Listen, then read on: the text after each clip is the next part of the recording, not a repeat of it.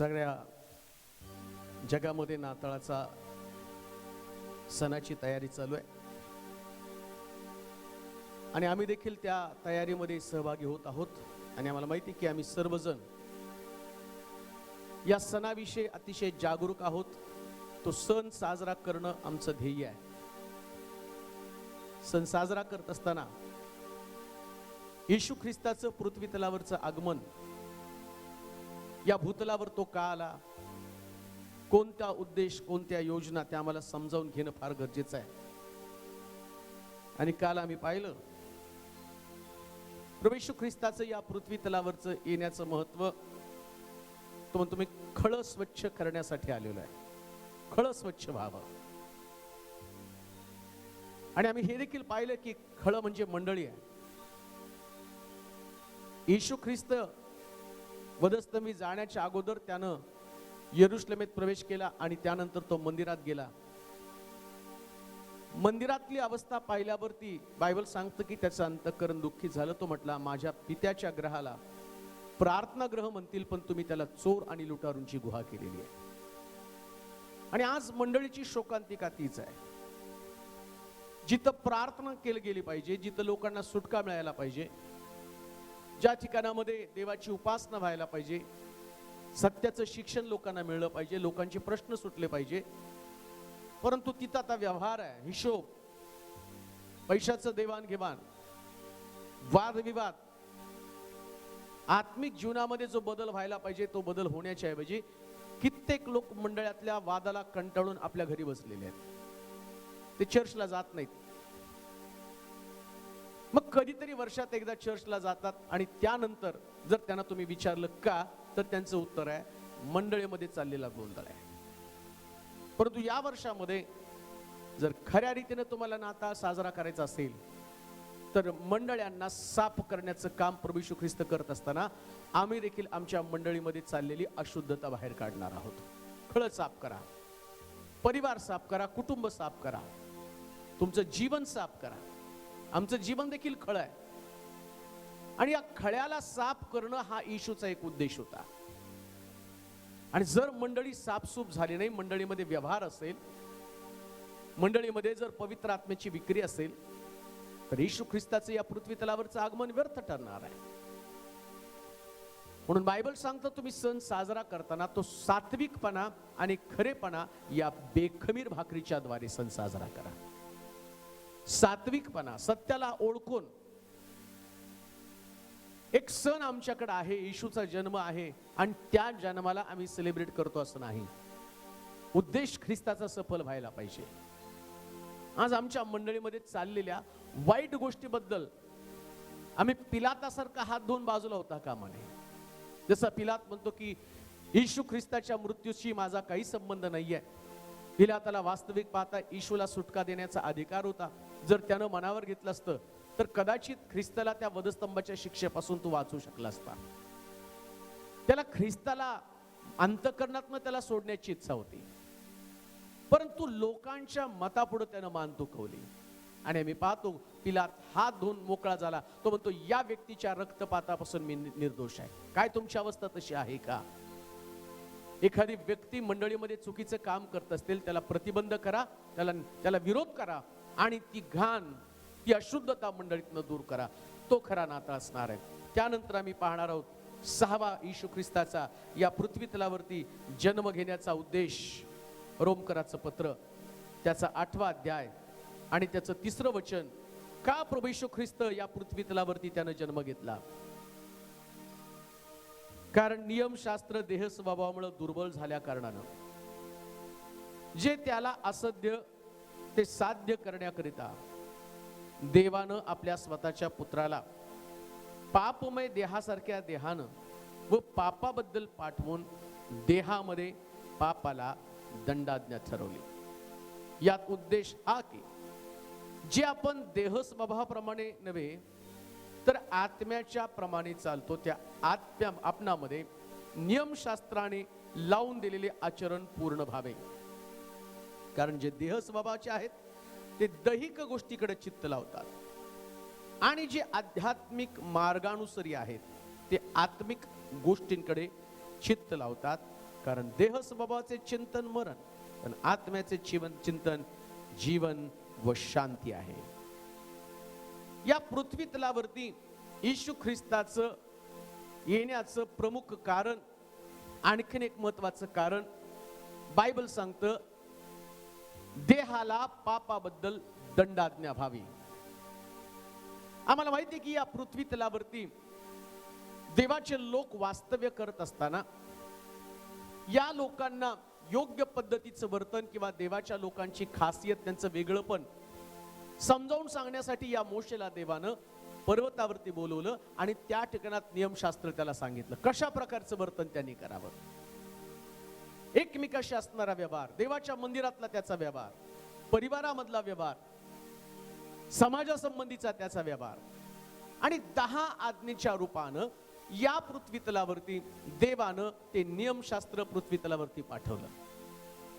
आणि नियमशास्त्रातली प्रत्येक कर्म करावी लागेल.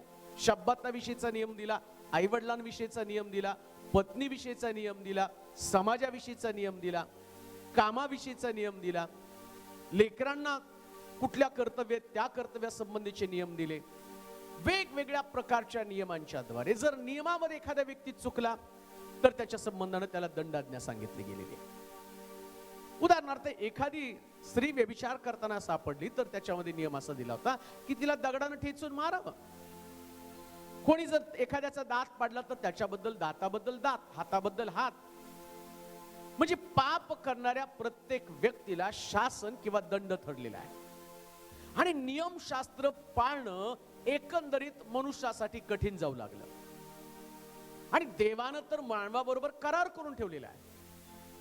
अनुवादाच्या पुस्तकात तो म्हटला, यात लिहिलेल्या सगळ्या आज्ञा तू पाळशील तर आशीर्वाद तुझ्या मागे धावत येतील, पण एखादी आज्ञा, एक नियम जर तू मोडला तर हे शाप तुझ्या मागे धावत येणार आहे, शाप तुझ्या मागे येणार आहे. मानव हा सतत पापाकडे जाणारी त्याची प्रवृत्ती आहे. तसं मी पाहतो की पृथ्वी तलावरती 4 माणसं अस्तित्वात असताना सुद्धा या 4 माणसांमध्ये या दोघांमध्ये वैर स्थापन गेलं, काईनाने हाबेल, आणि काईनानं हाबेलाचा खून केला. म्हणजे मनुष्य स्वभाव जो आहे तो नेहमी पापाकडे जाणारा स्वभाव आहे. आता देवाला त्याच्या आज्ञा पालन करणाऱ्या लोकांना तर आशीर्वाद द्यायचे. देव कोणतीच गोष्ट आता फुकट द्यायला तयार नाही. कारण एदेन बाग, त्या बागेतलं वैभव, त्या बागेतलं असणारी समृद्धी त्यानं आदामाला फुकट देऊन टाकली. परंतु फुकट मिळालेल्या वस्तूची, एवढ्या मौल्यवान असणाऱ्या देणगीची आदामानं आणि त्याला किंमत नव्हती, आणि त्याचा परिणाम त्यानं एदेन बाग एका फळाच्या मोबदल्यामध्ये सैतानाच्या स्वाधीन केली. आता देव तो देव आहे. देवाला आता मनुष्याला आशीर्वाद द्यायचे, त्याच्या मोबदल्यामध्ये देवानं त्यांना आणखीन आज्ञा दिला. एदेन बागेमध्ये एकच आज्ञा, सगळ्या झाडाचं फळ खा, मधल्या झाडाचं फळ खाऊ नकोस, एकच आज्ञा. आता एक आज्ञा त्यानं मोडली आणि नंतर देवानं मनुष्याला 10 आज्ञा दिल्या. एक आज्ञा पाळणं कठीण आहे, मग 10 आज्ञा कशा पाळणार आहे? पण देवानं तर करार करून ठेवला, आणि तो मानवाबरोबरचा करार आहे. आता देवाचा करार म्हणजे तो देवाचा करार. शास्त्र सांगतं, आकाश पृथ्वी नाही तशी होईल, पण त्याचं वचन नाहीच होणार नाही. नियमशास्त्राचा काना मात्र रदबदल होणार नाही. येशू म्हणतो, मी नियमशास्त्र पूर्ण करण्यासाठी आलो, रदबदल करण्यासाठी नाही. आता प्रॉब्लेम असा आहे की देव आपला करार मोडत नाही. आम्ही आमचा करार मोडतो, देव करार मोडत नाही. देवानं दंड ठेवलेलाच आहे. जसं मी पाहतो की ज्या वेळेस तो एलियाकडं, अलिशाकडं तो एक सेवक येतो, आणि तो सेवक तो नामान कोडी येतो, आणि नामान कोडी आल्यावर गेहजी जाऊन त्या नामान कोड्याकडनं काहीतरी घेऊन येतो, त्याच्याकडनं चांदी घेऊन येतो आणि वस्त्र घेऊन येतो आणि लपवून ठेवतो. आणि त्याच वेळेस आम्ही पाहतो की त्याला अलिशानं शाप दिला. त्याला म्हटलं, नामानाचं कोड तुझ्यावरती येणार आहे. म्हणजे चुका झाल्या की दंड ठरलेला आहे. कारण देवाच्या नियमात ते लिहून ठेवलेलं आहे. एखादा व्यक्ती चुकला की त्याला दंड आहे. आणि देवाला हा जो दंड आहे तो मानवावरून काढून टाकायचा. त्याला नवीन करार, एक नवीन योजना, ज्या योजनेमध्ये प्रत्येक मनुष्य स्वर्ग राज्यामध्ये पोहोचू शकेल. स्वर्ग हे देवाच्या लोकांचं आणि देवासाठी राहण्याचं ठिकाण आहे. प्रभू येशू ख्रिस्त पण या पृथ्वी तलावर असताना म्हटला, मी जातो आणि तुमच्यासाठी जागा तयार करतो. म्हणजे येशूची इच्छा आहे की आम्ही देखील स्वर्गामध्ये असावं. पण नियम तर असं सांगतो ना, पाप करणारा व्यक्ती स्वर्गाच्या राज्यामध्ये जाऊ शकत नाही. पाप करणारा व्यक्ती स्वर्गामध्ये पोहोचू शकत नाही. आणि जो व्यक्ती या पृथ्वी तलावरती पाप करतो त्याला दंडाज्ञा भोगावी लागणार आहे. मिरियमचा हात कोडानं भरून गेलेला आहे. आखानानं पाप केलं, त्याचं घरदार जाळून टाकण्यात आलं. म्हणजे पापाबद्दलचा दंड भयानक होता. आणि देव एका माणसानं ते पाळल्याशिवाय, नियमशास्त्र पाळल्याशिवाय देव दुसरा करार देणार नव्हता. आणि बायबल सांगतं की आता देवाच्या डोक्यामध्ये कल्पना आली आणि ती कल्पना शास्त्रात या ठिकाणात लिहिलं, नियमशास्त्र पूर्ण करण्यासाठी देवानं आपल्या पुत्राला मानव रूप धारण करून जगामध्ये पाठवलं. कारण करार मानवाबरोबर होता, करार देवाच्या पुत्राबरोबर नव्हता. कित्येक वेळा प्रश्न पडतो, येशू ख्रिस्ताला देवाचा पुत्र असताना मानवाच्या रूपाने या पृथ्वी तलावरती का यावं लागलं? देवदूत स्वतः येऊन देवाच्या दूतांचं दर्शन लोकांना घडत होतं. देवदूत पृथ्वी तलावरती येत होते. पण देवाच्या पुत्राला येताना मात्र मानव बनून यावं लागलं. आणि याचं कारण एकच आहे, देवानं मानवाबरोबर करार प्रस्थापित केला आणि मानवाबरोबर असणारा करार आता मानवानंच पूर्ण करायला पाहिजे. आणि त्यावेळेस येशू ख्रिस्त म्हटला, मानव म्हणून या पृथ्वी तलावरती मी जातो. देवा, तुझ्या शब्दापासून तू फारकत घेऊ नकोस. जो तुला दंड पापाबद्दल द्यायचा ना, जो तुला दंड शासन तुझ्या लोकांना द्यायचं आणि ते शासन पूर्ण भोगल्यावरती जो करार तू आणि पूर्ण करणारे आणि नवीन करार, साधा सोपा करार, जो करार पाळता येऊ शकतो आणि जो करार पाळण्यासाठी मदतीची गरज आहे, तो मदतगार पण देव पाठवणार होता. देवाकडे प्लॅन, देवाकडे योजना आहे. कोणती योजना? प्रत्येक व्यक्तीनं स्वर्गामध्ये देवाच्या जवळ असावं. ज्या प्रकारची कल्पना आम्ही देवाविषयीची करतो ना, आम्हाला असं वाटतं देव दंड देणार आहे, दंड शासन देणार आहे, शासन करणारा देव आहे, देव पिढा पाठवणारा देव आहे. परंतु देवाचं हृदय जर शास्त्रामध्ये तुम्ही गेलात तर त्याच्याशिवाय तुम्हाला देवाचं खरं हृदय कधी समजणार नाहीये. असा कोण बाप जगामध्ये आहे? या जगामध्ये कितीतरी श्रीमंत लोक आहेत, पण कोणी आपल्या पुत्राला अशा प्रकारचा मृत्यू देऊ शकत नाही. जगातला गरीबातला गरीब बाप सुद्धा आपल्या मुलाच्या साठी चांगल्या योजना करतं. मग देवाने आपल्या पुत्रासाठी अशी योजना का करून ठेवली? कारण त्यांचं देवाचं प्रेम जसं पुत्रावरती होतं तसं तुमच्या आणि माझ्यावरती त्याचं तेच प्रेम होतं. प्रिया, मी तर म्हणेल पुत्रापेक्षा अधिक प्रेम त्याने आमच्यावरती केलं. त्याला वाटलं की मानवातला हे शासन निघून गेलं पाहिजे.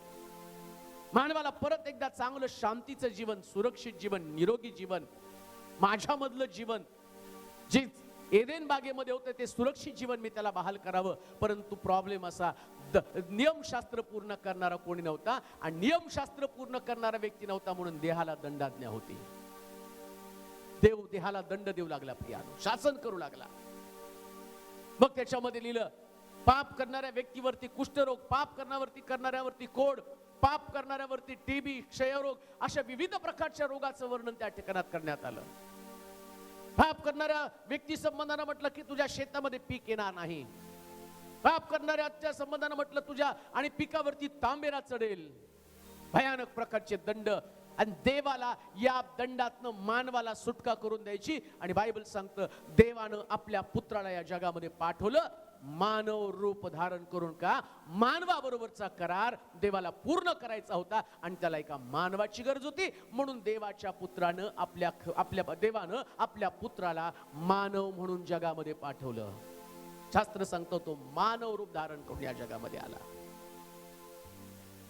आणि देवाने त्याला सांगितलं, शासन प्रत्येकासाठी तुला प्रायश्चित्त करावं लागेल, प्रत्येकासाठी तुला दंड घ्यावा लागेल. डोक्याबद्दल डोकं, हाताबद्दल हात, पायाबद्दल पाय, दाताबद्दल दात, रोगाबद्दल पाठ. शास्त्रामध्ये प्रत्येकासाठी दंड सांगितला गेला होता.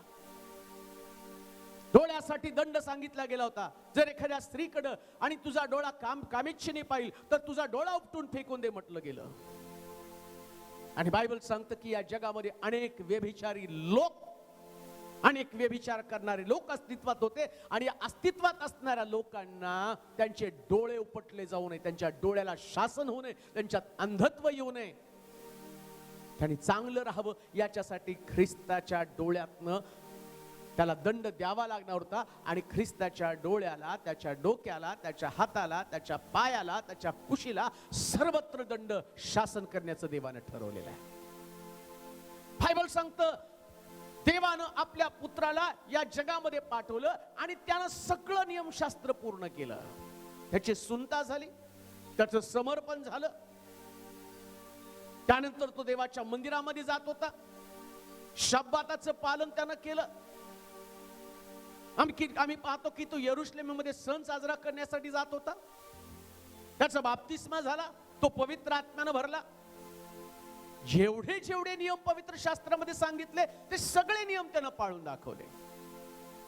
या पृथ्वी तलावरती असताना कधी कधी आम्हाला असं वाटतं की देवाचे नियम पाळणं फार कठीण आहे, पण येशू ख्रिस्ताने दाखवून दिलं नियम शास्त्र जर देवावरती प्रेम केलं तरच आम्ही पाळू शकतो. जर स्वतःवरती प्रेम केलं तर नाही पाळू शकत. कोण व्यक्तीला नियमशास्त्र कठीण जातं? कोणाला वाटतं शास्त्र कठीण आहे? जो व्यक्ती स्वतःवरती प्रेम करतो त्याला. पण येशू ख्रिस्त कधी त्यानं स्वतःवरती प्रेम केलं नाही. तो म्हणतो पित्याची इच्छा पूर्ण करणं हेच माझं अन्न आहे. तुम्ही कोणाच्या इच्छेसाठी जगत आहात? जर देवाच्या इच्छेप्रमाणे जगला तर ख्रिस्तासारखं तुमचं जीवन असणार. मग वैरावरती प्रीती करणारा ख्रिस्त आमच्यातनं का दिसत नाही? का आम्ही वैरावरती प्रेम करू शकत नाही? कारण आम्ही आमच्या स्वतःवरती प्रेम करतो, देवाच्या वचनावरती प्रेम करत नाही. ख्रिस्त म्हटला एका गालात मारला दुसरा गाल पुढं कर, कोणी बंडी मागितली सदरा दे, कोणी एक कोस सांगितलं तर त्याच्यावर 2 कोस जा. त्यानं प्रात्यक्षिक करून दाखवलं प्रियानो.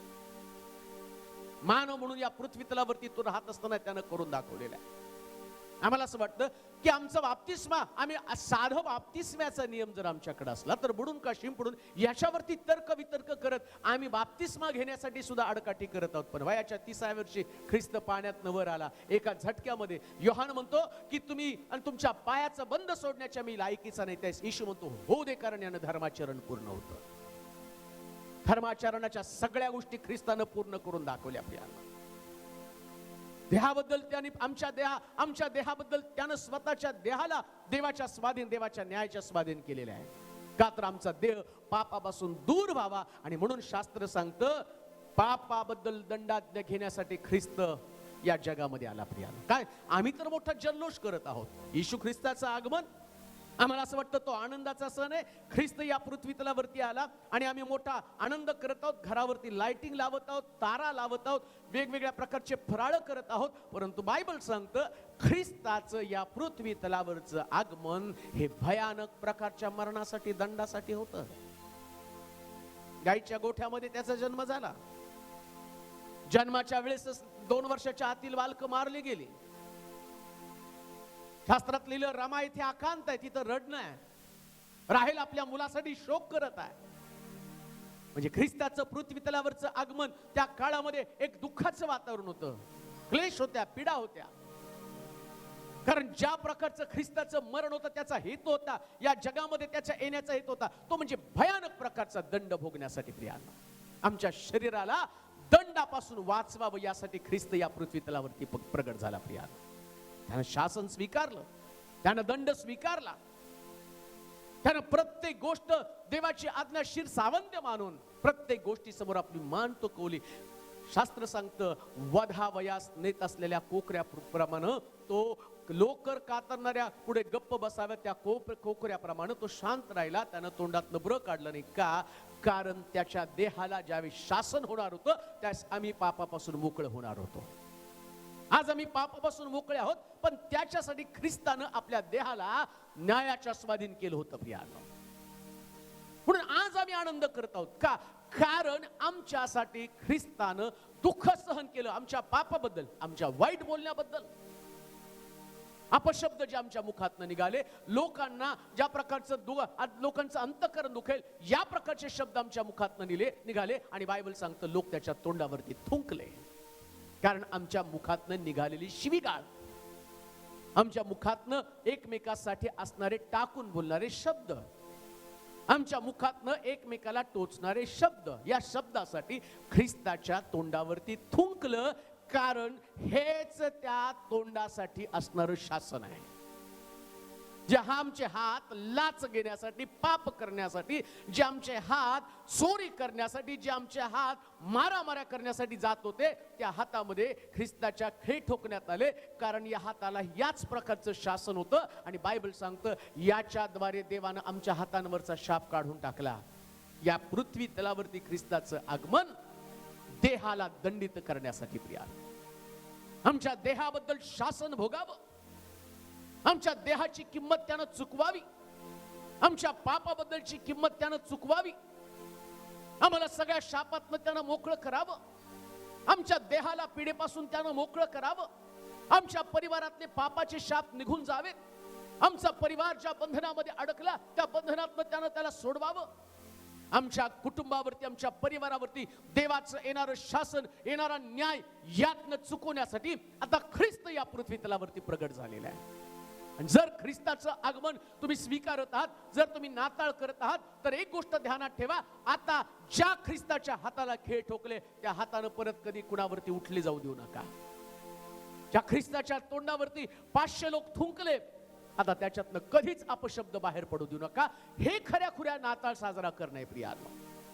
आता याच्यातनं कधी मुखानं शिवीगाळ निघता कामा नये का? कारण ख्रिस्तानं दंड स्वीकारलेला आहे, ख्रिस्तानं शासन भोगलेलं आहे. आठवा ती गोष्ट की माझ्यासाठी ख्रिस्ताच्या तोंडावरती चपराका मारल्या, त्याच्या दाढीचे केस उपटले, त्याच्या दाढीतनं रक्त वाहत होतं, त्याच्या तोंडावरती लोकांनी चापटा मारल्या, अपमानित केलं, दंडित केलं. 500 लोक त्याच्या तोंडावरती थुंकणं याच्यासारखा अपमान कोणता? नाताळ करताना या गोष्टी ध्यानात ठेवाव्यात.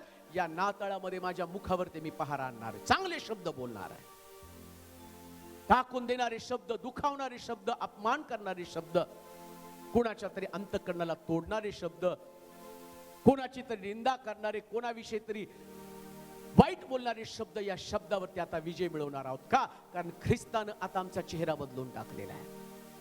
बदलून जावं प्रिया. आणि म्हणून आम्ही पाहतो की प्रभू येशू ख्रिस्त या पृथ्वी तलावर त्यांनी दाखवून दिलं, जर तुम्हाला देवाच्या आत्म्यानं चालवलं गेलं आणि जर तुम्ही ठरवलं तर तुम्ही नक्कीच माझ्यासारखं जीवन जगू शकता. ख्रिस्तानं मानव म्हणून या पृथ्वी तलावरती दाखवून दिलं, देव म्हणून तो वावरला नाहीये. ज्यावेळेस तो पुनरुत्थान झाला त्याच तो देवाचा पुत्र. दुःख भोगताना, सण साजरा करताना, विजय मिळवताना, सगळ्या परिस्थितीला तोंड देताना एक सामान्य मनुष्य म्हणून तो जगला. शास्त्र सांगतं की त्यानं आपल्या बापाच्या हाताखाली सुताराचं काम केलं. एक मुलगा म्हणून त्यानं आपल्या पित्याला सन्मान दिलेला आहे. मरताना आपल्या आईची काळजी घेतली आणि म्हटलं, योहाना ही पहा तुझी आई. आईसाठी त्याच्याकडे भावना होत्या, वडिलांसाठी त्याच्याकडे भावना होत्या. लाजरसला पाहिल्यावर, मेलेला पाहिल्यावर तो रडला, त्याला भूक लागली. सामान्य माणूस म्हणून तो पृथ्वी तलावरती राहिला. सगळ्या त्याच्या माझ्या भावना तुमच्या आणि माझ्यासारख्या होत्या. आणि बायबल सांगतं एवढं असताना सुद्धा तो नियमशास्त्र पाळून एक नीतिमान मनुष्य म्हणून या पृथ्वी तलावरती लोकांना आदर्श जीवन त्याने जगून दाखवलं. शास्त्रात असं लिहिलं, त्याच्या ठाई पाप नव्हतं. 30व्या वर्षी पाण्यातनं वर आल्यावर, वयाच्या 30व्या वर्षी पाण्याचा बाप्तिस्मा घेतल्यावर आम्ही पाहतो की स्वर्गातनं वाणी झाली. तो म्हणतो, हा माझा परमप्रिय पुत्र, याच्याविषयी मी संतुष्ट आहे. म्हणजे वयाच्या पहिल्या वर्षापासून 30व्या वर्षापर्यंत त्याच्या ठाई पाप देवाला अजिबात आढळलं नाही. किती पवित्र जीवन तो जगला. देवाचे प्रिय लोक, पवित्र जीवन जगण्यासाठी लागते एक स्वतःविषयीची योजना, आत्मिक जीवनासाठी एक संकल्प, एक आत्मिक जीवनासाठी एक पक्का निर्णय. तो निर्णय जर तुमच्या मध्ये असेल तर तुम्ही ख्रिस्तासारखं जगू शकता. आणि जर तो निर्णय नसेल तर तुमचे कित्येक नाताळ येतील आणि जातील. ना तुमच्या जीवनात बदल घडणार, ना तुमच्या परिवारामध्ये कुठल्या प्रकारचा बदल घडणार आहे. म्हणून आनंदित व्हा. आता तुम्हाला दंड नाही. तुमच्या डोक्यानं आतापर्यंत वाईट विचार केले, ख्रिस्ताच्या डोक्यात काट्यांचा मुकुट घातला म्हणून तुमच्या डोक्याला दंड नाही. समजा आत्ता जर ख्रिस्त आमच्यासाठी 2000 वर्षापूर्वी आला नसता तर कदाचित आमच्या डोक्याला शासन करावं लागलं असतं, आमच्या डोक्याला दंड द्यावा लागला असता. आणि म्हणून आतापर्यंत आम्ही सुरक्षित आहोत प्रियानो. आमचा ख्रिस्त 2000 वर्षापूर्वी आमच्यासाठी आला. त्यानं शासन स्वीकारलं, त्यानं दंड स्वीकारला. दंड स्वीकारला याचा अर्थ असा नाही की आता आम्ही पुन्हा पाप करत राहावं. पुन्हा आम्ही त्याच गोष्टी करत राहू, पुन्हा त्या वाईट विचारांमध्ये. अंथरुणावरती पडल्यावर कधी दुष्ट विचार तुमच्या डोक्यामध्ये आहेत का? या तरुणपणाच्या वासनेमध्ये तुमचं अंतःकरण जळत आहे का? तुमच्या डोक्यामध्ये सतत आणि सतत काहीतरी कुयुक्त्या, कुयोजना, ज्या देवाला पसंत नाही अशा प्रकारच्या योजना तुमच्या परिवारासाठी, घरासाठी किंवा तुम्ही जिथं काम करतात त्या लोकांसाठी तुमच्याकडे त्या योजना आहेत का? मंडळीमध्ये वावरत असताना एकमेकाच्या विरोधामध्ये तुमची माथी भडकवण्याचं काम केलं जातं. तुम्ही कुणाचं तरी माथं भडकवण्याचं काम करतात का? मग ख्रिस्तानं तुमच्यासाठी सहन केलेला दंड व्यर्थ ठरतो प्रियानो. ख्रिस्ताचं या पृथ्वी तलावरचं आगमन व्यर्थ ठरलं जातं. त्यानं स्वीकारलेला दंड तुमच्यामुळं व्यर्थ ठरला जातो. कान देऊ नये का? मंडळीमध्ये वावरत असताना कधीच कोणाची माथी एकमेकाविषयी भडकू नका. खरा नाताळ तो आहे. खरं ख्रिस्ताला स्वीकारणं म्हणजे आपलं मस्तक ख्रिस्ताला देऊन टाकणं प्रियानो. आपले विचार ख्रिस्तमय करून टाकणं. जसं पौल म्हणतो, मी माझ्या ठाई राहत नाही, आता ख्रिस्त माझ्या ठाई राहतो. त्याला चर्च पुरतं मर्यादित ठेवू नका. 25 तारखेपुरतं त्याला मर्यादित ठेवू नका. त्याला रोजच्या जीवनामध्ये तुम्हाला अनुसरण करावं लागेल. रोज तुमच्या विचारांमध्ये बदल करावा लागेल. तुमच्या स्वभावामध्ये, तुमच्या देहामध्ये एक प्रकारचं परिवर्तन जाणवलं पाहिजे. आणि मग तुम्ही म्हणाल की खरं आमच्यासाठी आमचा येशू जन्मलेला आहे. जन्मलेल्या ख्रिस्ताचं वैशिष्ट्य तुमच्या जीवनात दिसलं पाहिजे. आता पाप तुमच्यामधनं कधीच बाहेर येता कामा नये. नियमशास्त्र मौल्यवान आहे आणि या मौल्यवान नियमशास्त्राला पाळणं ख्रिस्तानं करून दाखवलेलं आहे. तो म्हटला नाही हे कठीण आहे. आज पुष्कळ लोक म्हणत आहे एवढं सगळं नियमशास्त्र कोणी पाळू शकत नाही, मग येशून कसं काय पाळलं? एवढं कठीण कसं काय आम्हाला पाळता येईल? ख्रिस्तानं ते पाळलं. आणि जर ख्रिस्त पाळू शकतो तो तुम्हाला आणि मला पण पाळता आलं पाहिजे. का देऊ नाही का? नियमशास्त्र संपलेलं नाही. तो म्हटलं रदबदल करण्यासाठी नाही, पूर्ण करण्यासाठी आलेलं आहे. जे नियमशास्त्र दिलं होतं ते पूर्ण झालेलं आहे. जे नियम त्यानं दिले होते, दाताबद्दल दात, हाताबद्दल हात, डोळ्याबद्दल डोळा, दाताबद्दल दात, हे सगळ्या गोष्टी त्यानं पूर्ण केले. सगळी अर्पण पूर्ण केले. आणि आम्ही पाहतो की प्रायश्चित्त त्यानं पूर्ण केलं. अर्पण देण्याचं काम पूर्ण केलं. देवाचे प्रिय लोक, खरा नाताळ म्हणजे देहाला पापापासून अलिप्त करणं. आणि आज माझी तुमच्यासाठी हीच प्रार्थना असेल, या वर्षाच्या नाताळामध्ये तुम्ही तुमच्या एकंदर शरीरावरती नियंत्रण प्रस्थापित कराल आणि प्रभू मधलं एक मजबूत, एक ताकदवान, विश्वासानं भरलेलं आणि धार्मिकतेनं परिपूर्ण जीवन तुम्ही जगाल. आणि त्यानंतर प्रभू जो स्वर्गातला देव तुमच्याकडे पाहून म्हणेल, खरोखर माझ्या ख्रिस्तानं या पृथ्वी तलावरती त्याचं जाणं तुमच्याद्वारे सार्थक केलेलं आहे. परमेश्वर तुम्हाला आशीर्वाद देव. आपण प्रार्थना करू. हे सर्व समर्थ देवा, स्वर्गातल्या महान गौरवी प्रभू, आम्ही मनापासून तुझे आभार मानतो. तुझ्या पुत्राबद्दल आम्ही तुझी स्तुती करतो, ज्याला 2000 वर्षापूर्वी या पृथ्वी तलावरती तू पाठवलंस तुझ्या योजनेप्रमाणे.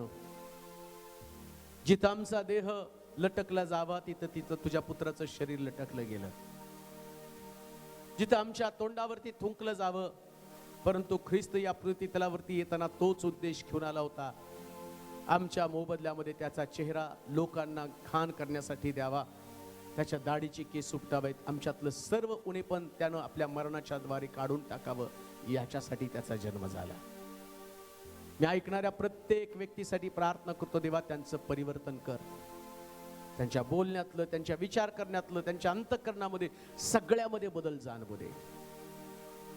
जसं ख्रिस्त नियमशास्त्र पाळून त्यानं दाखवलं की सामान्य मनुष्य हे नियमशास्त्र पाळू शकतो, ज्याचं देवावरती प्रेम आहे.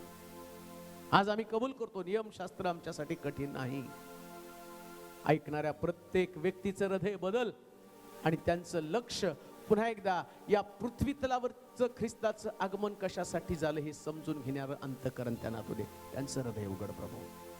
समस्या, अडचणी, दुःख, दारिद्र्य, आजारपण ह्याच्यामध्ये काही लोक असतील, त्यांना त्यातून बाहेर काढून हा नाताळाचा आनंद रोज त्यांच्यामध्ये वाढू दे.